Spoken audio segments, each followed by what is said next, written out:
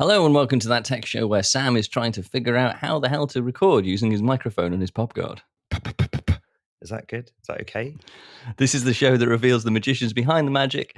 What is everyday technology? Look, I messed that up as well. We're going to carry on though. I'm going to record this. This is going out as Sam figures out his pop guard. Parrots Pete pictured me speaking at a Spider-Man. Spider-Man? I was doing explosives to see if they came through. Is that better? That's fine. This is all making it in because I think people need to know what goes on behind the scenes. They don't need to know everything that goes on behind the scenes, Chris. Just the professional stuff. Anyway, my name is Chris Adams. That's Sam Gregory, who's messing around with his pop guard still. On this week's show, we have Nicole Smith. We'll talk about Flytographer, a company that she founded after a trip to Paris, which led to a breakthrough idea. There'll be more on that later. But first, Sam, have you figured out your pop guard yet? I'm just going to hold it there for a bit. What have you been doing this week, Chris? Well, I haven't been playing with my pop guard. That's for certain. That sounds rude when I say it like that. I wouldn't be playing with it unless you said something. Similarly, this is related. I filmed. Well, I'm going to have a guest presenter on my YouTube channel. Oh, very good.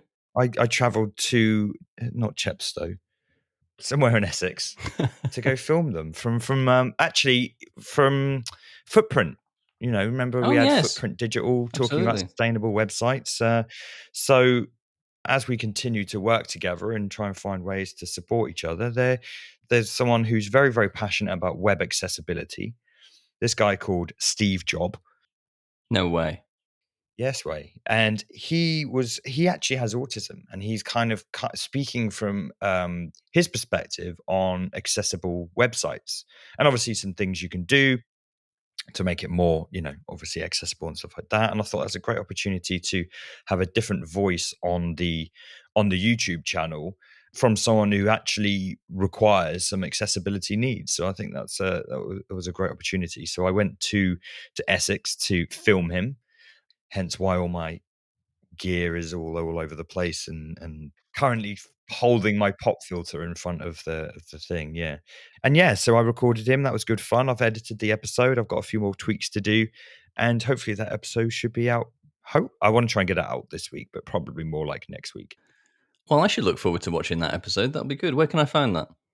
Well, on YouTube, if you just search my name, Samuel Gregory, or the Full Stack Agency. But it was, hopefully it's one of many to come, because I think we can dig into a lot more about, nuances. Because like I say, he himself is autistic, and he spoke to me about, basically he went on a bit of a rabbit hole learning about autism and kind of the effects of it and how websites can obviously trigger certain aspects, I suppose, of how they're affected. Yeah, and that overwhelming nature of lots videos playing and things not being announced correctly. So it just gave me a wonderful insight. So hopefully we can dig into more specifically about that stuff, because this one's going to be quite generic and introductory in its nature.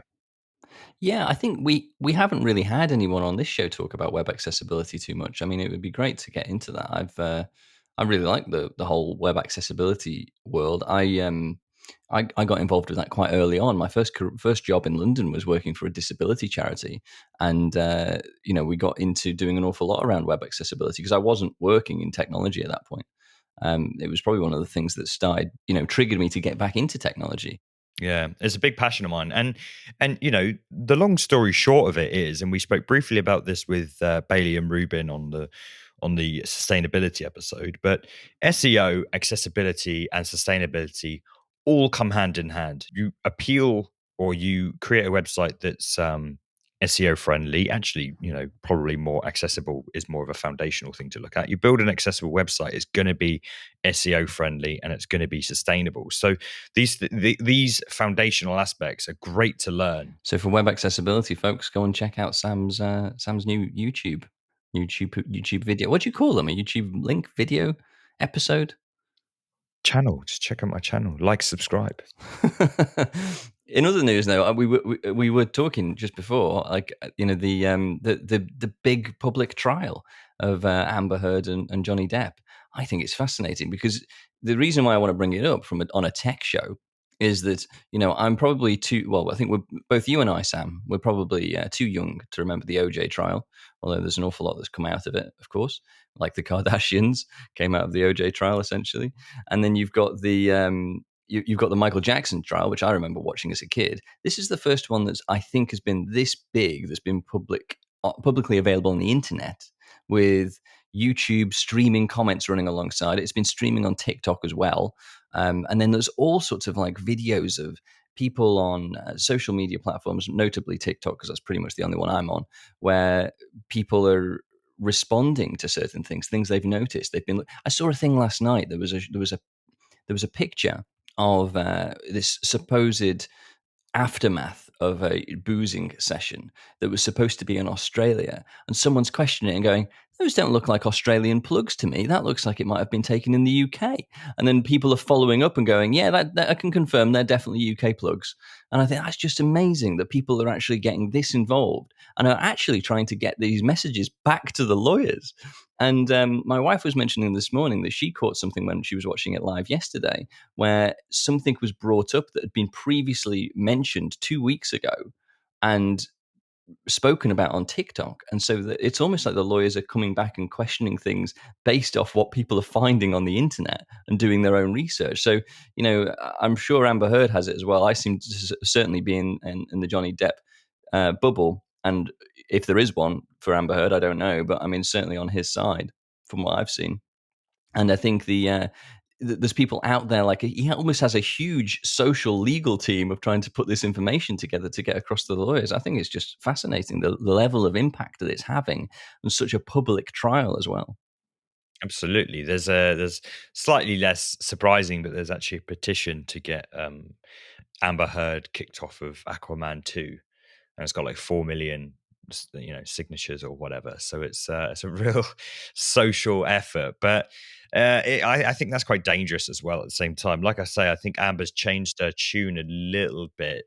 She's probably been informed by a PR team that she's overacting in some of her statements or whatever. She was very matter of fact yesterday, very much like to the point, calm, not dramatic at all, and she actually came across very believable. But we won't get into the nuances of whether Johnny is a wife beater or not. But I mean, trials are a weird thing anyway, because they always end up being a thing of popular opinion, no matter whether they're public or not. In a local sense, public opinion based.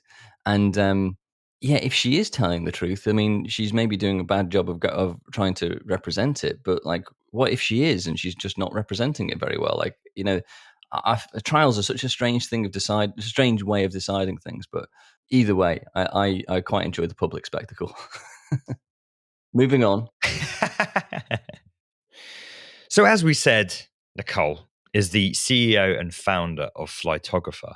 And in this very episode, she gives us an insight into what she calls herself a sidepreneur, while making the switch from a successful career and making that jump into starting her own company while still being a parent. There's some juicy bits in here about developing a startup effectively and efficiently in a brand new product market. We talk about hiring, Jim Carrey's birthplace, funding and investment, and speaking to the founder of a travel photographer service. We, of course, speak about travel and the future of travel in a post-COVID world. Well, without further ado, over to Nicole.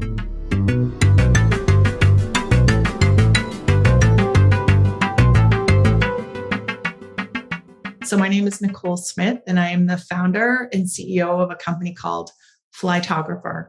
And Flytographer is a marketplace where people can find a local photographer all over the world to book a photo shoot, whether it's in their hometown for birthday photos, or they're on vacation in Rome and they want to get some great photos in front of the Colosseum, or they want to get like headshots for their LinkedIn or maybe for their Tinder. So we have 600 photographers across 6 continents. And I launched the company out of my home 9 years ago, kind of as a side hustle. And so that's how it all got started.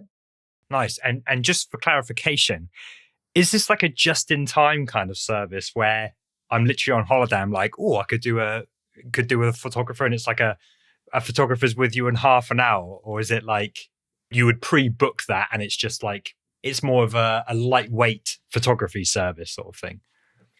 Yeah, it's definitely not just in time. So we handpick our photographers. We probably hire less than 2% of the ones that apply.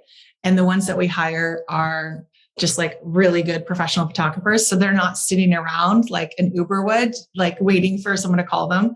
They're booked up. So I always recommend people book it, a good week or two in advance. But sometimes we can book things within a couple of days' notice. Cool. So take us back then to how this kind of happened, like what you were kind of doing before Flytographer, maybe even before that, what you were doing there, and what kind of led to this point? Yeah. So I think there's probably two things. So first of all, I've always loved just like international business and marketing. And that's what I studied in business school. Always loved meeting people from different countries, getting to know them. And I loved traveling. I actually spent a year and a half in Asia after I graduated, just because I wasn't ready to get like a real job. Like the thought of sitting at a desk from 9 to 5 felt like prison. And back when I was, graduated, like women had to wear pantyhose, and like there was just like, it just wasn't fun, just sitting under those fluorescent lights like a captive. So I'm like, screw this. I'm going to go to Europe I'm going to go to Asia, and I'm going to teach English. So I taught English in Korea for a year, which was so fun.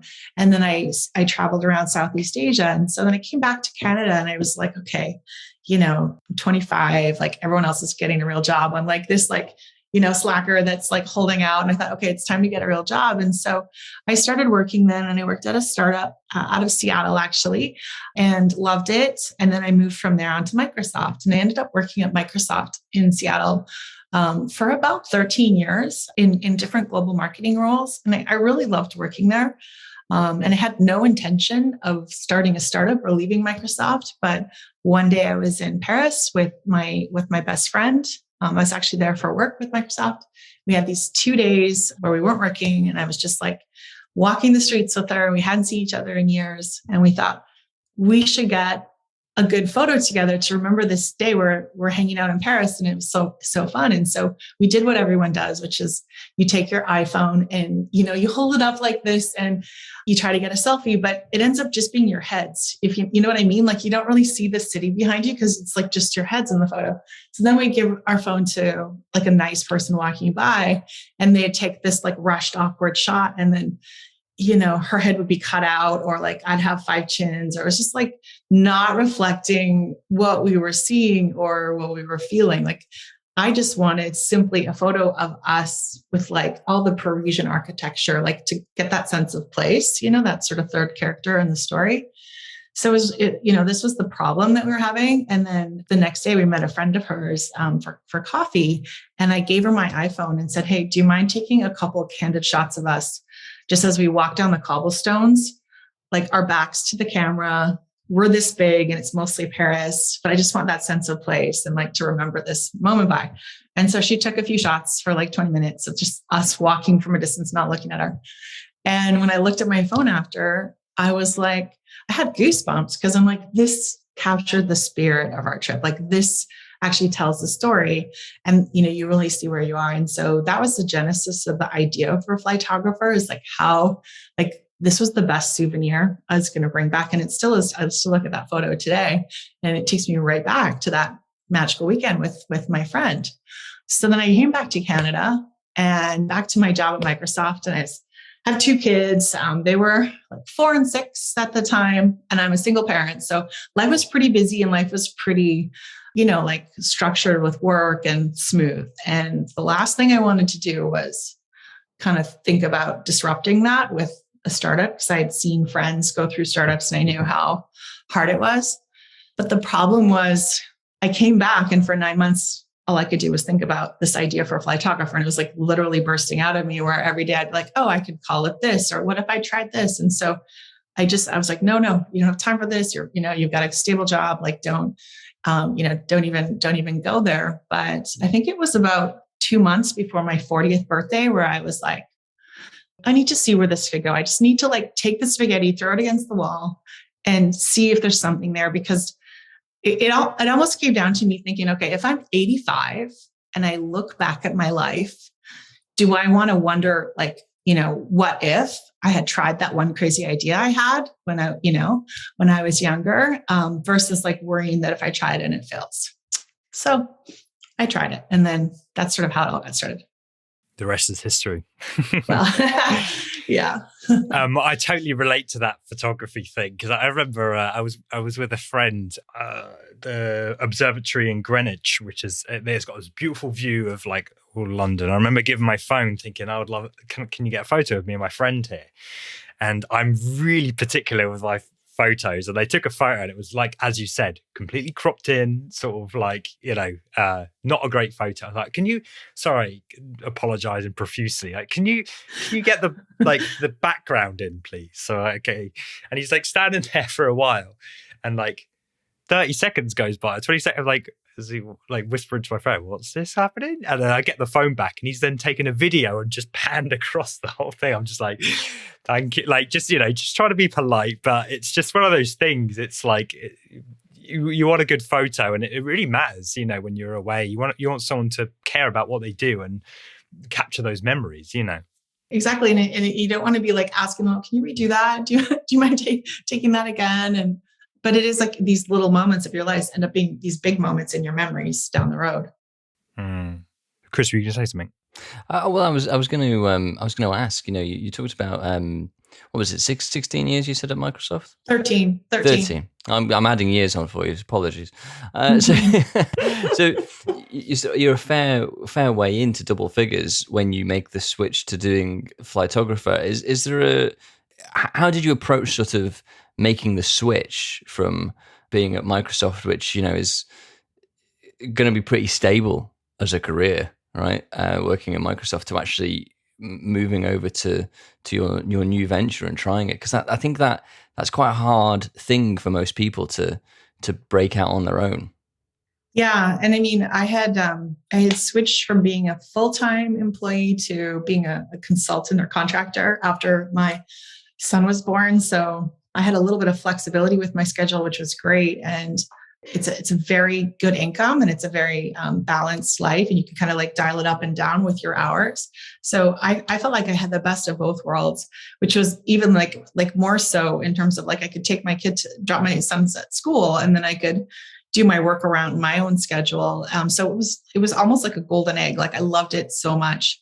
So it was super hard this is why it took me 9 months. And so what I had to do, because I wasn't, I was 39 at the time, and I couldn't just eat ramen and couch surf. I had 2 kids. I had a mortgage. I had to like think about, okay, well, how can I make this happen? And so what I did in the beginning was I would just do it at night and on weekends, and just sort of what I call sidepreneur it or side hustle it and test things. And so it was like small tests, like hiring photographers that I found on Craigslist to shoot friends who were traveling, to do sort of like proof of concepts and see like, did the, both sides of the marketplace, like were customers interested, were photographers interested, where were the issues? So I did a lot of testing, and it started slow. And so for the first year and a half, that's how Flytographer evolved, was just me.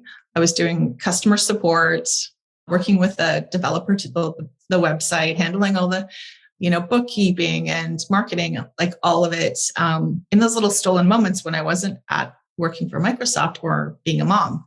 And so after a year and a half of this, Flytographer started to get busier, and I realized like I wasn't crushing it at Microsoft because I was so overwhelmed and so like exhausted. And then I also realized I wasn't giving enough to Flytographer to see its potential. And I certainly wasn't being the best mom. And so I just kind of hit this breaking point where I knew I had to make a decision. Did I want to like focus on this stable, secure thing, or was I going to just jump off the cliff and see what happens? And so after about a year and a half, I felt like I had enough data or proof points to say, okay, customers love it. We have a really high NPS or net promoter score. Photographers are giving good feedback. And again, 85-year-old me would want me to like try this and see where it went. And so I pretty much just like I sold my car, sold my stock, like lived off of savings, my dad, who's just like my biggest champion, thought I was crazy. And it was like, what are you doing? Like, he thought, well, you're working at Microsoft, you've made it like that. You're great. So there was a lot of worry from the people that loved me. And but the only way I could say to him was like, Dad, I'm like this train and I'm on a track and I'm going and I can't stop the train. Like, I got to see where this goes. And so, yeah, it was definitely crazy in like the 6-month period after I wasn't, earning money anymore and the business wasn't profitable or earning enough to pay me, nonetheless, to pay anyone to help me. And then I decided I needed to raise an angel round so that we could start to grow. Was it quite scary then making that leap?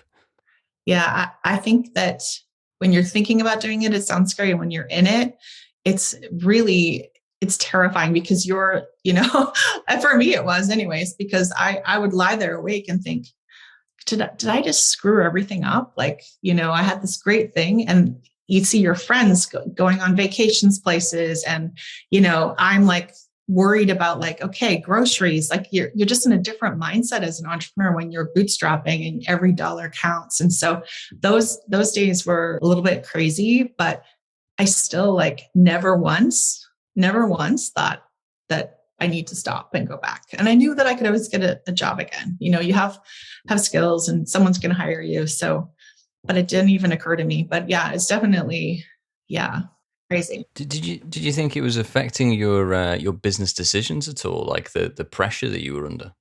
Yeah, I think that when a founder is under personal financial duress, I think that it's not good for the business. I think that, a lot of people go through it and they, they're resilient and persistent and they're tenacious and they get to the other side, but it's for sure a distraction because you're worrying, and the time you spent worrying, you could be spending focusing on growing your business. Well, I was going to say the thing you mentioned about your father as well. I mean, I think like that older generation definitely see things like, you're working at Microsoft or some other big company at the time. That is how you've made it. And, you work there, you get into a good company, you've got a good career. There's sort of the fallacy about having work there 10 years. Yeah. Well, there's a fallacy, I think, isn't there, about you've got your tenure in a place and that means your job's safe, which it never really is in reality. So yeah, I can kind of understand. Everybody thinks you're crazy when you're trying to make the break for it, and in a way, you kind of have to be a little bit. But it is. I think it's a really good perspective. The thinking about being 85 and looking back on the thing that you didn't do. Mm-hmm. Yeah, and I remember there's a great commencement speech by Jim Carrey, the comedian. If you guys know him, he's Canadian. I think everybody knows Jim Carrey, right? Yeah, I feel like he's pretty global. Yeah, he's pretty global. But we'll definitely claim him. So it's good to emphasize that he's Canadian, though, because I'm not sure many people know that anymore. Yeah, us Canadians love to label anyone famous that's exported, by the way. But he talked, I remember, watching this, it was around this time when I was making all these decisions, and he was talking about his dad, and he was saying how his dad was actually hilarious like him. Like his dad was the guy that made all his friends laugh and always wanted to be a comedian as well, but he had kids young and he wanted to provide for his kids. So he became an accountant and he set aside his dreams of being a comic professionally in order to do the safe path. And he talks about how he watched his dad, make these decisions and kind of give up his dream for safety. And then he ended up getting fired or laid off and downsized or something like that. So I think that the truth is security is never a given in any situation. So if you over-index on that to miss out on potential and dreams, you might not be as secure as you think you are at the end of the day. And then you've lost your dream on top of that. So anyways, it was just another sign when I saw that speech that, yeah. So this was pre-making the jump. You had seen this, inspiring speech. Yeah. I think that's always good to have or to know.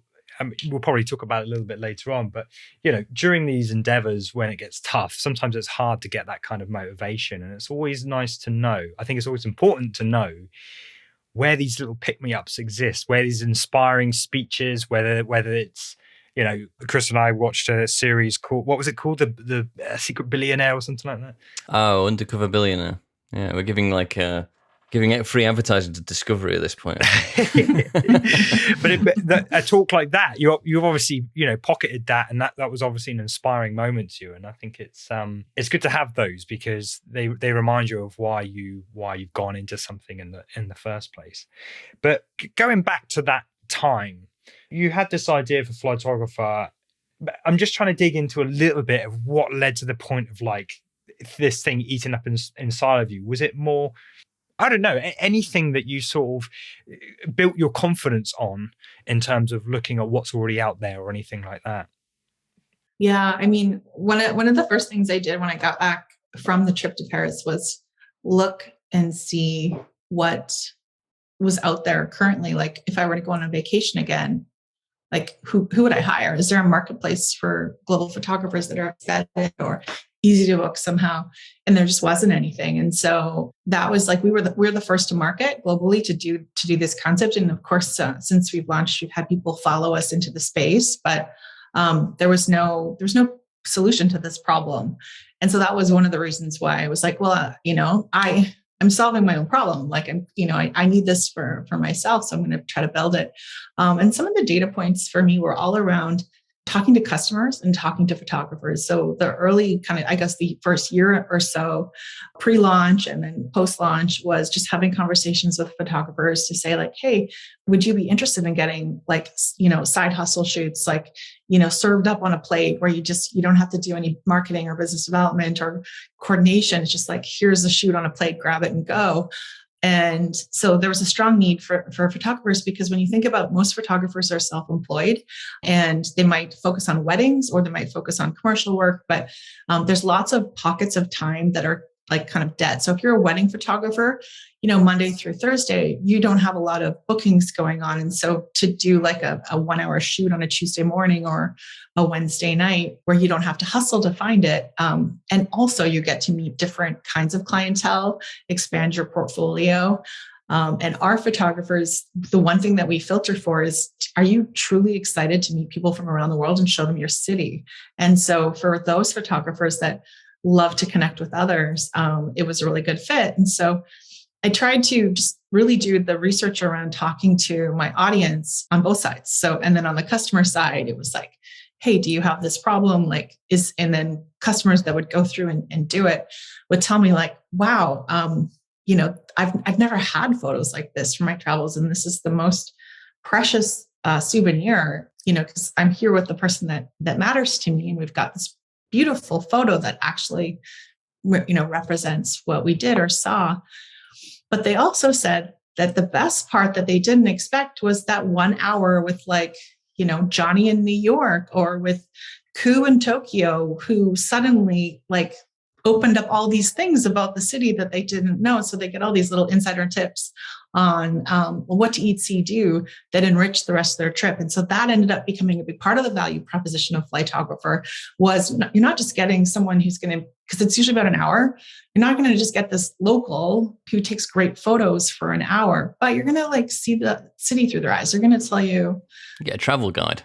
Yeah, it's like a travel guide, but it's like not a scripted like Kontiki tours sort of, no disrespect, but like it's not like here's the program. It's like, hi, I'm Kimona from Santorini, and here's what I love, and here's what I like. And so these local artists that are like what I call very heart-centered, human, love to meet people, will tell you their favorite things about the city in a very organic way. So I would say between the sort of customer side and then the photographer side, that was the data I used to sort of drive confidence around a proof of concept, and I did a series of shoots pre-launch to like get feedback and like tighten up the process, so that by the time we launched, I felt pretty confident that this was something that the world wanted to see. And with that tour guide aspect to it, did you ever anticipate that as being like a driving key feature? Honestly, I'm kind of embarrassed because it's so obvious when I look at it now, but I had it is not at all a part of the original plan. It was just the photos. And then that evolved into being like, and we have customers today. So we've been going for 9 years, and we have customers that have done like shoots every year. And it's been so cool because maybe they'll come in on a surprise proposal or a honeymoon. And then suddenly next year you see, oh, it's baby moon, they're pregnant. And then a couple of years later, they have another kid. And so we get to see these families at these big milestones over the years. And they always say, hey, you know what? Like, it's some of our favorite travel memories, because we know when we book a Flytographer, we're just going to get that slice of like local connection. And we know it's going to be safe, and we know we're going to feel good with that person, and it's going to be enriching our trip. So that's pretty fun. That's great, because I think you get that sort of, people really buy into sort of life stories, I guess. Mm-hmm. I noticed you've got the proposal page on your website. I wish I'd known about that. Yeah, it's interesting, because before I had started this business, I'd never really thought about proposals and how many things can go wrong with a proposal. Like, we have learned all of the things that can go wrong when you're trying to propose, in terms of like people photobombing the moment, or just meeting in the wrong location, or dropping the ring, or holding the ring box backwards so you're proposing to yourself. Like, we've seen all these like crazy things, but the craziest story was in when we book a proposal shoot. How it works is, we have established routes and locations, and customers can choose like, okay, I want it to be, in front of the Coliseum or whatever.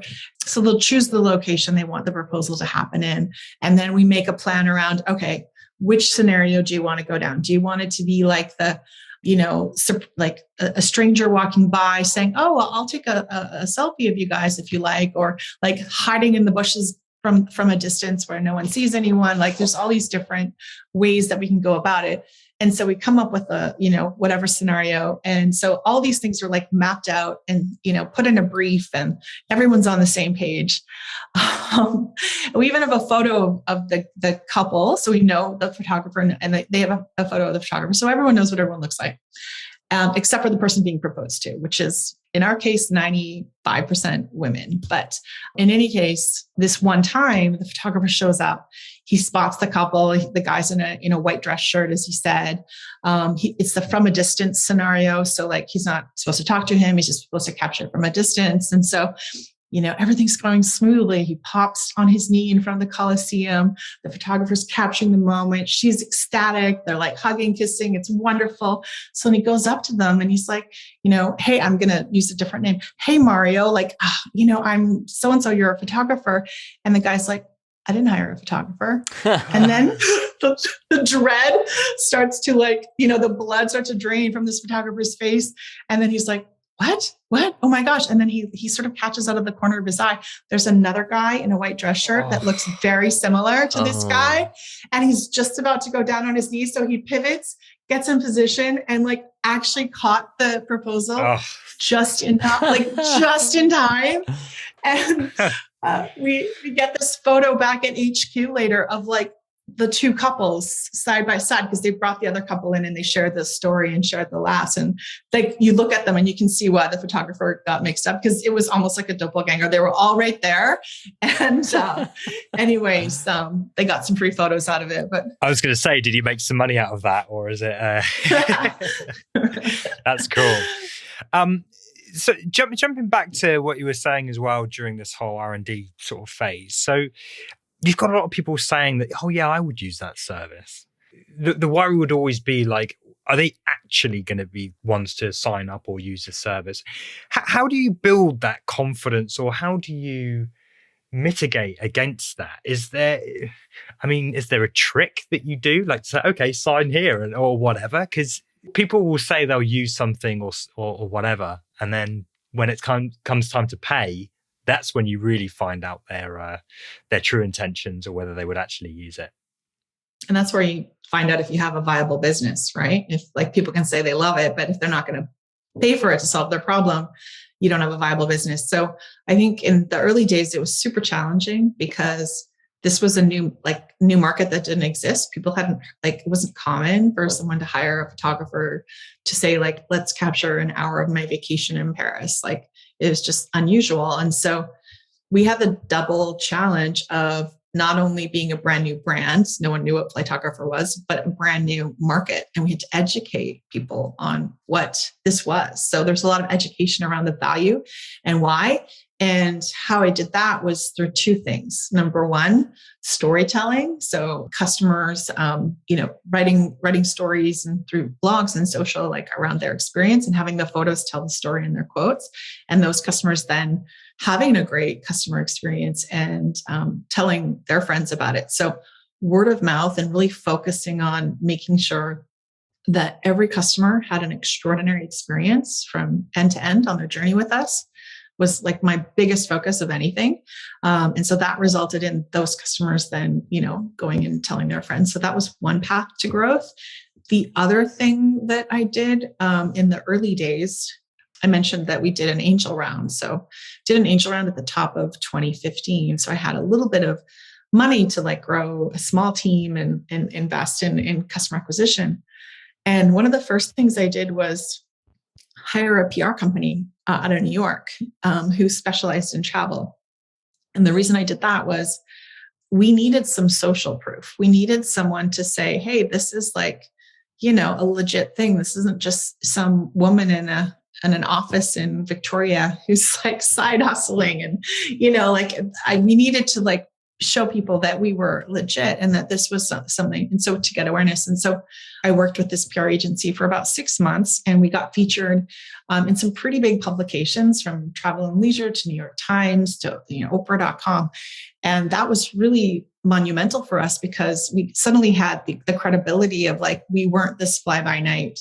And people were interested in the story because it was new. So it was a new market. So there's something sort of worth talking about there. So I would say those were the two biggest things for growth in the early days, was getting some social proof to get the word out there and to give us that credibility of like, because photography is all based on trust, and you want to hire someone that you can trust. And so that's one sort of ingredient. And then the second one was testimonials and like customers having just legitimately having a great time. Feels like quite a big leap to go for a PR company. I mean, I think your background at Microsoft was in marketing, right? So maybe that's more of a natural leap for you. But I think for me, or for people who are maybe more on the technical side of businesses starting their own venture, like, shooting for a PR agency feels like a big investment that may or may not pay off. I mean, how did you approach it? Yeah, I mean, it's not cheap, right? It's a big investment. You've nailed it. I don't know. I just had confidence, I think. And this is part of being, when you're like a kind of a founder, people think you're crazy because you see these things sometimes before other people see them, right? And so, I had a very clear vision of how this would work out. And, I think a lot of people, again, around me were probably like, what? This is crazy. But I knew that if the right customer could hear about who we are and discover us, that they'd be willing to try us. And then it would be like a great path to getting exposure that way. But the other thing that I didn't bank on was, which became, again, a byproduct, was it brought a lot of photographers to the platform, because suddenly they were reading about us in these big publications. And so then they were like, oh, well, I guess, yeah. So that made recruiting a lot easier. So then we kind of got tailwinds in both directions. And then later on, something that, again, I hadn't banked for, but as I became more savvy in this area, was SEO, because we got all these incredible backlinks to high domain sites early on into our journey, which also helped, boost our traffic. Was it difficult to then choose a PR agency that was going to be able to support you, or did you already have contacts in this world? I had this one PR agency that was on my mind. I looked at a few, but I wanted someone in New York, because most of the major media companies are in New York. And my opinion on PR companies is you're paying for the relationships, because they're an email away from, a writer at New York Times or Travel and Leisure. Like, they have those warm relationships. And so hiring someone locally here in Victoria, or hiring someone that wasn't right in the heart of where all the media was, didn't make sense to me. So that, like, in terms of the media that I wanted to talk to my consumers, which are like women, mostly between like 25 and 55. So I needed to like find the media company that had those pre-established relationships with the publications that talk to my audience. And I wanted one that was travel specific and understood that vertical. And I'd heard of this agency called Hawkins through, I can't remember who introduced me to them, but I had met with them or talked with them at a conference or a trade show. And then I kind of observed some of the clients that they were working with. And then when I was in New York, I met with them and they were insanely good. I was really impressed and I'd highly recommend working with them. How did you then judge sort of the return on investment then? I mean, like how much you were going to invest or continued investment, how long were you going to invest with them in return for what was coming back to you? Yeah. So I did a 6-month retainer with them because I think with PR, for the first 3 months, you're just kind of building. And then you start to see the returns come in. But then after 6 months, I think you've kind of mined a lot of their best contacts. And for me, it just made sense to kind of do it for 6 months. And then I think I picked it up a couple of years later and did another 6-month push. But it's not something that I would do ongoing. What was the status of the product at this point? Because my fear would be, what if my product or service is not great, or there's still kinks to be ironed out, and then I'm getting all these eyes on it, and it's like a half-baked service? Like, what stage were you at? Yeah. We were, oh, if people only knew. So we were like super, I call it the Wizard of Oz stage because we're behind the curtain, with spreadsheets and Zapier webhooks. And there was no platform at this stage at all. So for the first 3 years, there was no booking platform. It was just emails and spreadsheets and us manually doing things that don't scale essentially. And so I remember very clearly the day they said, okay, you're going to be in the New York Times on this Sunday. And the whole team was there was 5 of us then. We were all hands on deck. And I think everyone was talking about it with their families. It was a really big, exciting moment. And then the story dropped and we were expecting the world to come to our website. And there was this little blip for the day and there was a few bookings, but it was just life went on. And I kind of learned that about PR after that moment. And we were on a show called Dragon's Den, which I think they have in the UK as well. It started there. And so it was the same thing when we got invited to pitch on Dragon's Den.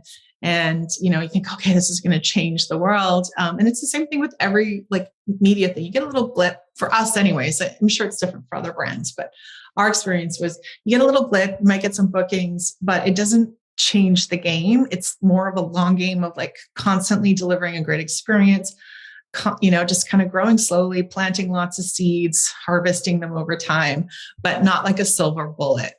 Did you pick up a dragon from your Dragon's Den appearance? I got an offer from 2 dragons and I turned them down because it was kind of a funny situation. We had just closed our angel round.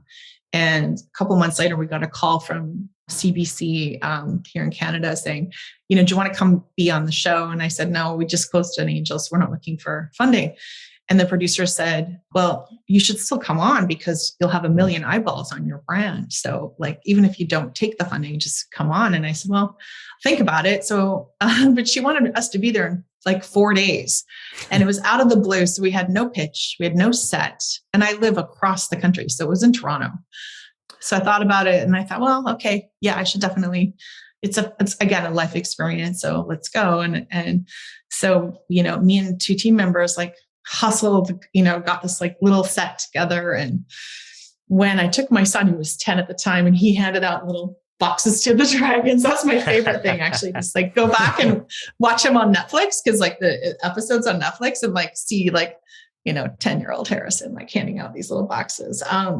But yeah, I got an offer from 2 dragons, and but it was half the valuation. I just closed my angel round out.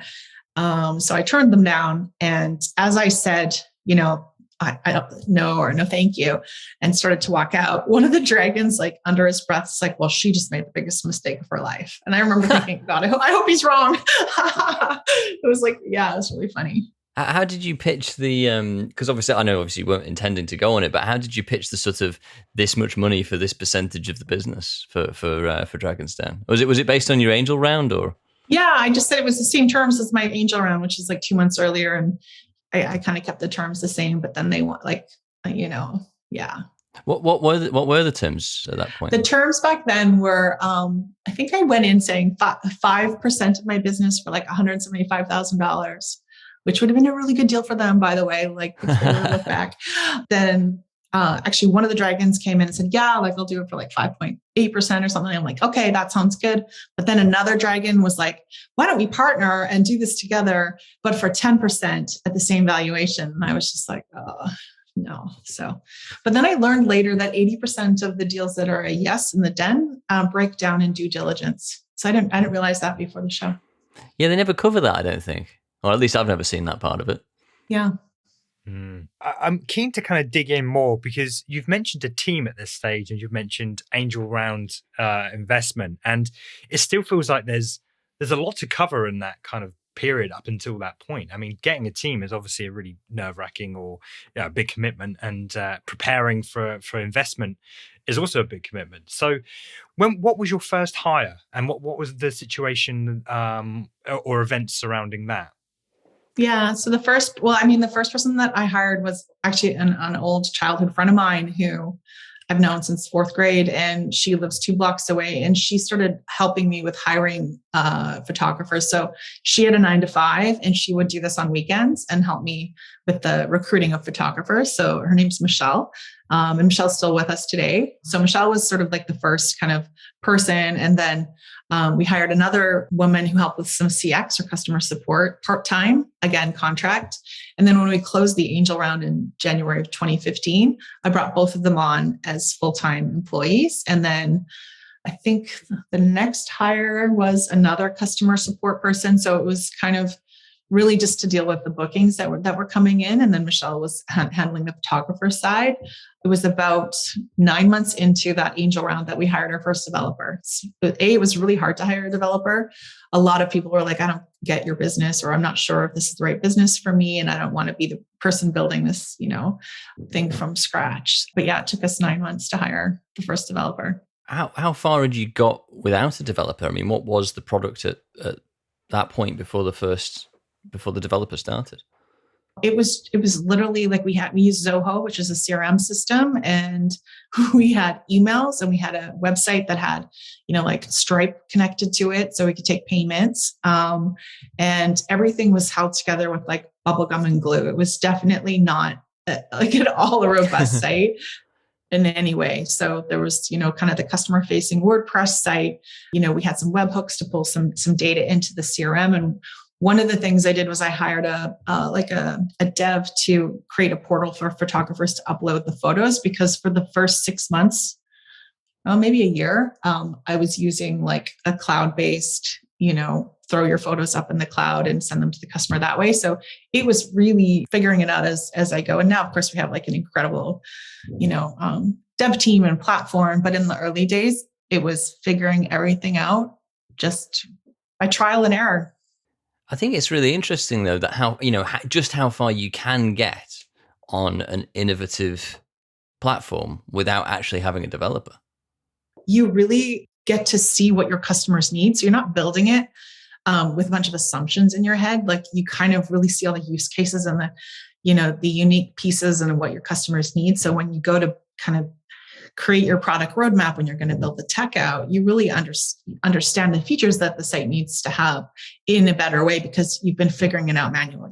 The second thing is if you wear all these hats and like you're in customer support and then you're helping with product, it makes it easier to hire people because you know what the work that needs to be done is, because you've been doing it yourself.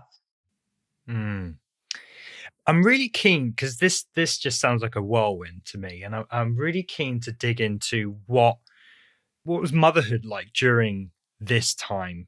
It sounds like there's so much going on, a lot of pressure going on. How are you dealing with the kind of parental side of things? Well, there's good things about my kids being young at that age, because they go to bed at 7. So like that was helpful. They go to bed early, and then I could have like evenings to kind of work and worry or, cry or whatever I needed to do. So that was kind of good, fortuitous in the sense. And they couldn't, like, now I have teenagers that are like 15 and 17, they know exactly what's going on. I can't hide anything from them. But back then you can shield them from so much, like, just like, oh, look, a bird, like they don't, at that age, they're so, they're so precious. I'm still like it. Yeah. So like, it's one of those things where I think it just kind of, I don't think they saw a lot of kind of the hard stuff that was going on because of just the age they were at. But the nice thing about them being at that age too, is it was such a nice tonic to like the stress. So like if I'm sitting on the floor playing Lego and like crazy voices with them, it forces you to not think about work 24/7. So I think it was kind of good in that way, because kids are, they need to be fed, they need to be played with. And those things actually are really good anchors for founders in some ways, because it forces you not to think about work all the time. Nice. So I had a question as well. Like you mentioned having a team and things like that. How did you prioritize who you were going to hire? Like, how do you know who to hire? And I think everyone's going to be different. I mean, it's just an assumption. But how did you figure out where the hires needed to take place? For a while, like it was just a lot of CX. And then we hired a second developer, and then we hired a third developer as we started to build out our platform and evolving based on the roadmap. So that's sort of what drove like the developer side. And then the booking volume drove the CX capacity side. On that roadmap perspective as well, did you actually, I mean, was it your mentor that kind of prompted that for a start? And is that something you actually have created and are following to the book? Or how does the roadmap, how does it come into existence? And then how does that actually play a part during the life cycle? Yeah. So actually my former job before Microsoft, I was a product manager and responsible for the roadmap of a mobile tech startup. So that's where I first started working in product. And the roadmap that we followed in the early days was very raw and basic. Like it wasn't super sophisticated. We were a small team and we were like very agile and like, really constantly, updating things and testing things. And even today, like we're still pretty agile in terms of our methodology for our roadmap. Like we look out quarterly and look at what we have kind of a longer term roadmap. And then we kind of lock everything down quarterly and then we do 2-week sprints. And so we've been doing that for probably like 6 years now. Yeah. And how big's the team? So the dev team, we have 2 developers right now and the team itself is 14. And you are the sole sort of at director level. Are you the sole kind of director of the company, or have you brought more people in to support at the kind of board of directors level? Yeah, no, we don't really have a board of directors, but I have a leadership team within my employees. So we have like someone who's head of dev, someone who is head of operations, which oversees like our CX team and our photographer operations. And then we have someone that runs marketing. And what was it like transitioning into a bigger team and seeing the company grow? And I'm just thinking how difficult it is to kind of rally so many people up and have those quarterly meetings, like you say, and what that transition was like of having a large group of people dependent on you and the product. Yeah, well, it's like you're like the frog in boiling water. It happens so slowly because we grew over so many years. So it was sort of like every year we get a little bit bigger, a little bit bigger. I hit, I would say, kind of a turning point in 2018 where I felt like kind of overwhelmed a lot. And, human resources and like people can be tricky because like you've got to like make sure that your expectations are really clear, that you're hiring people that are aligned with your values and like everyone is operating in alignment.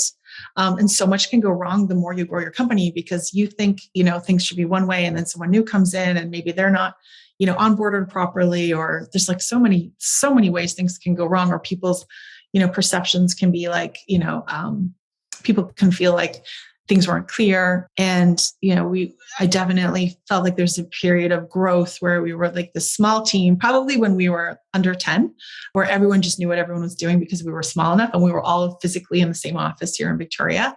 And then as we started to grow, we went up to 22 people before COVID.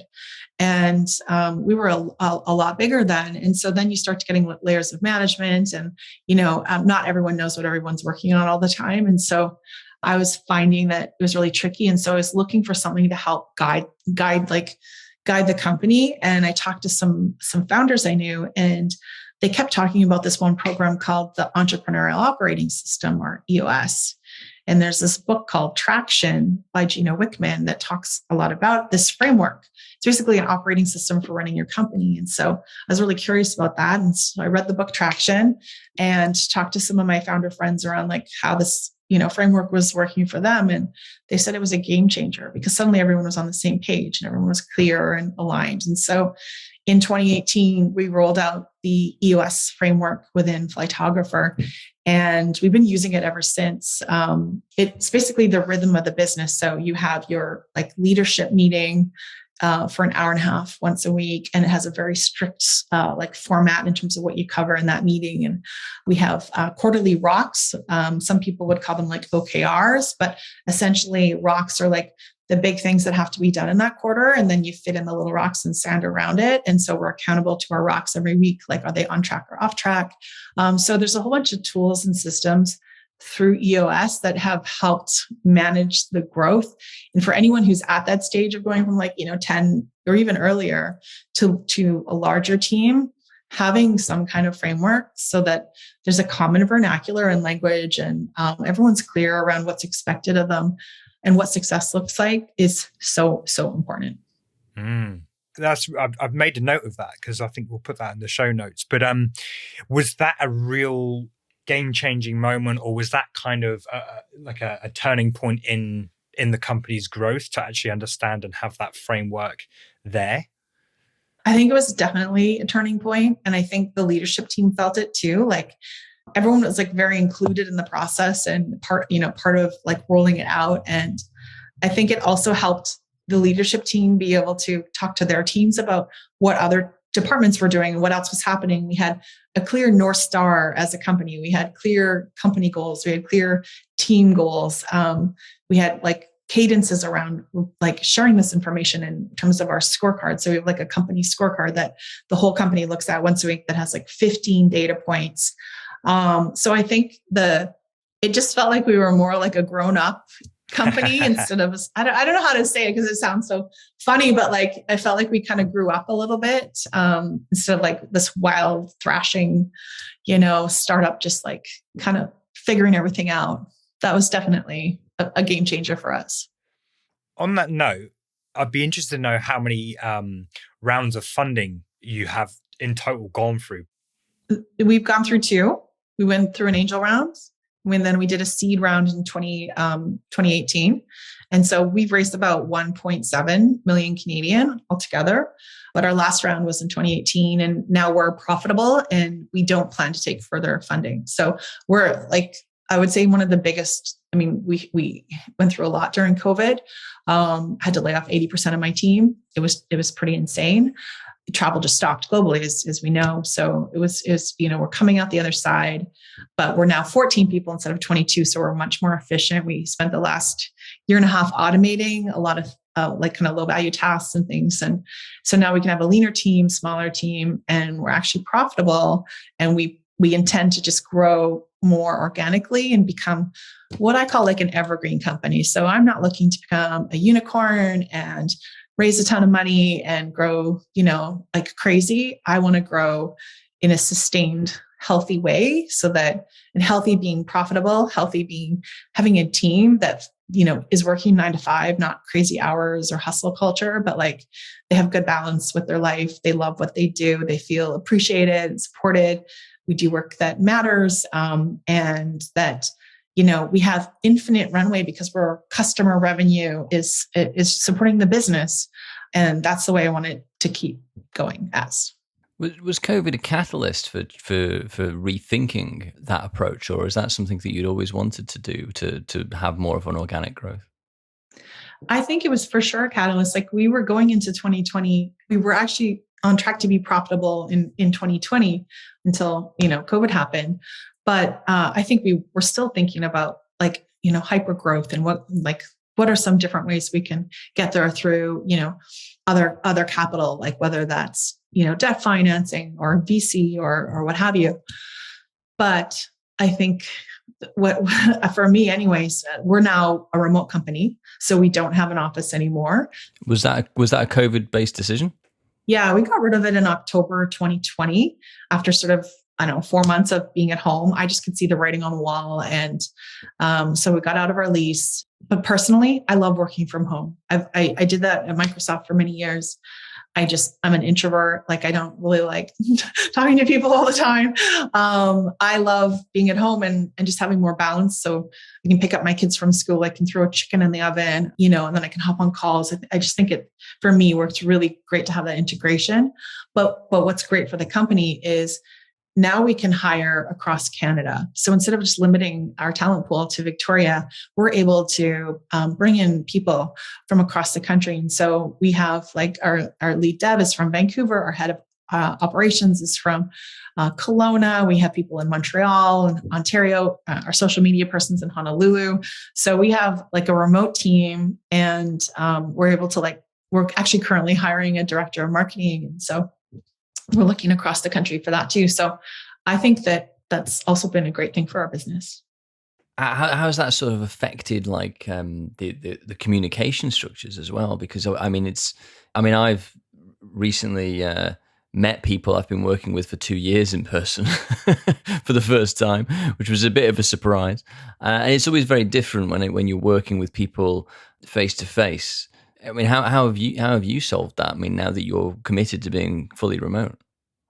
Yeah, I don't know if we've solved it. We're figuring it out as we go right now. And we started doing things like lunch and learns, where one team will present something that they know about and kind of get to know the team. We do breakout sessions after our weekly all hands, where we throw people in Zoom rooms with a question that's interesting, and they can either answer that and discuss that or talk about what they had for lunch. So trying to mix people up and give them opportunities for what we call water cooler moments, where we set them up with sort of the opportunity for these water cooler moments. So we're just doing things like that.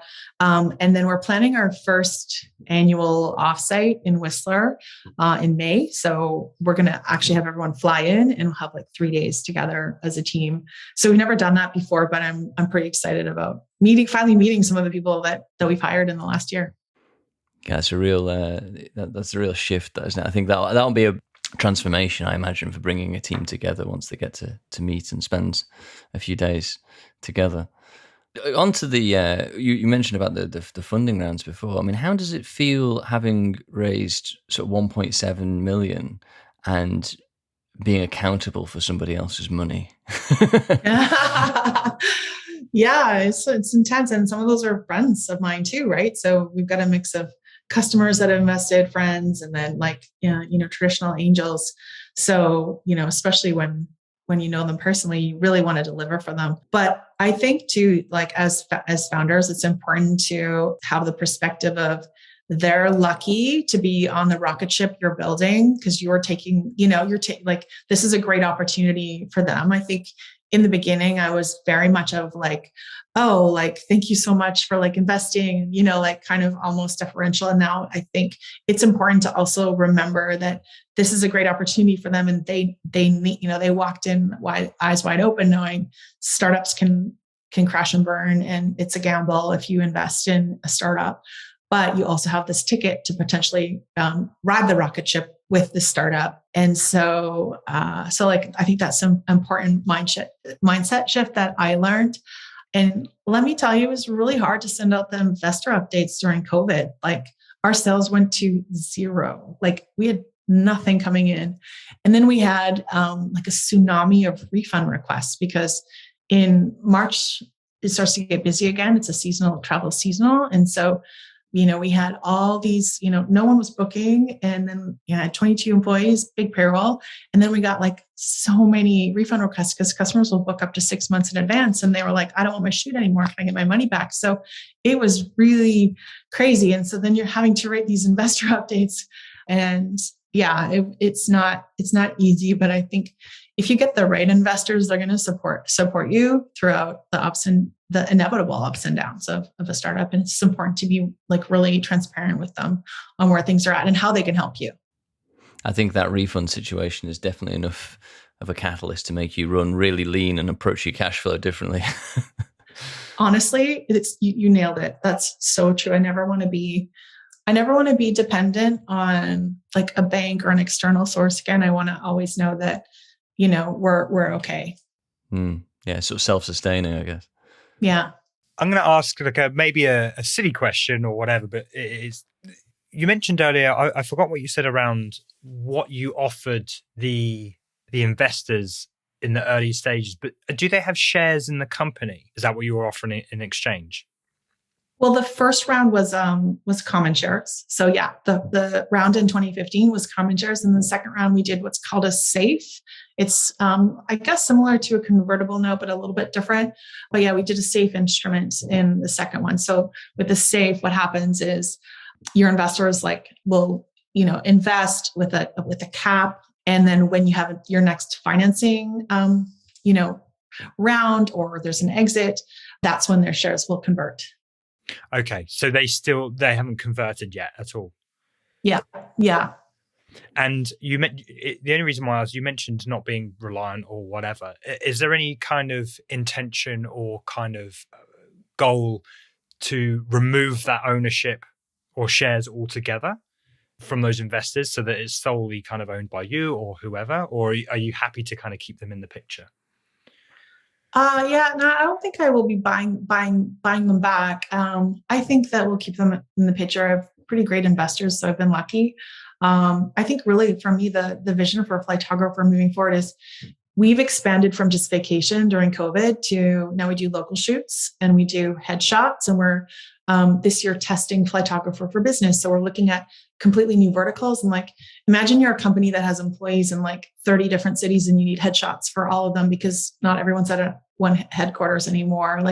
Other ways that we can service businesses that need photography services. So we're moving into these new areas. And really what we're going to do in the coming years is just to continue to grow the vacation side organically, test new verticals and see, how those work out, but remain profitable, remain healthy, remain happy as a team, and just enjoy life. So that's really kind of the focus moving forward. And at some point, if there's an exit or, there's dividends to shareholders, great. But at this point, not planning to do a big financing round or anything like that.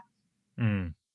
Company away days sound like they're ripe for the picking for something like Flytographer for sure. So yeah, it'd be interesting to see how that pans out. But presumably you're still reliant on travel coming back. Do you have a view of where travel is heading as we're coming out of COVID potentially, or learning to live with it at least? Yeah, I think what we saw over the last year was people are still dreaming about travel and wanting to travel. And there's a lot more local travel within 100 miles where people can do road trips and explore more of their own backyards, which I think is actually great. And instead of just concentrating it into the classic locations of the Venice and the Paris and the Tokyo, people are exploring new destinations. And so I think that's good for travel as a whole. I think the other trend we're seeing is reunions and trips where people haven't seen family or friends and they're kind of separated. And so we're seeing a lot of bookings around people that finally get to go see grandma. And in so many cases, it's people have had children and the children are 1 or 2 years old and the family members haven't even met the kids. So there's a lot of heartfelt sort of reunion type travel that we're seeing. And then we're seeing a lot of the delayed weddings happening. And so that for us turns into proposals and honeymoons and, travel around sort of the wedding thing as well. So we're seeing a lot of that and a lot of best friends getting together or bachelorette parties. There's lots of different uses, but what we're starting to see right now, so it's February 2022, we're seeing people booking Europe again. So for the longest period of time, Paris was our number one city in the world. And then over the pandemic, it became Maui in Hawaii. And so now we're starting to see Paris book up again, and people are, I think, ready and feeling safe enough to go back to places like that. We started at the top of the call, you talking about making that decision on when you're 39 and how you would look back on 85. Had you had any entrepreneurial sort of inclinations before Flytographer, or was this the one idea that just came up and you thought that's the one? I mean, I'd had a couple of ideas, and I talked to a couple of friends, but like nothing that I'd ever do anything about. Like, oh, this is a problem that I think needs solving. Oh, this is, I think we could do something here. But I was actually kind of didn't want to go down the path. I'd seen entrepreneurs in my life, people in my family and whatnot, and it's such a struggle, and it's not stable for a lot of people. Like you can see the ups and downs and cash flow and all those things. And I just really didn't want to do it. Then this idea wouldn't get out of my ear. So I had to try it. Yeah. I think that's a really interesting thing, because I've had that sort of same thing of wanting to have a business, but not finding the right idea. And then, then several come along at once, I think is always the way. But like, you're trying to figure out which one am I willing to take all of those risks for, I think it's tricky to find that right idea. But have you got any, is there any final words of wisdom that you can leave us with for those people who are maybe wanting to make that move, or maybe looking to take their company to the next stage? I think I would say two things. Number one, there's nothing wrong with starting off as a side hustle and like testing and talking to your target customers, and so that you're not like that panicked and like financially strained, and just like see what you can get going on the side, and talk to a lot of customers and get feedback. But I think the biggest thing is you just really have to love what you're building, and I think that is what gets you through the dark times. Like there's a lot of highs and lows as an entrepreneur. And when you're in the pit of despair, it really helps if you love your business, and it helps keep you going when there's not a lot of light. So I would say if you're just sort of like so-so, or like not super passionate about your business, that's something to keep in mind. That's good advice. Well, thank you for joining us, Nicole. It's been a pleasure talking to you. Yeah, no, thank you so much. It's been fun.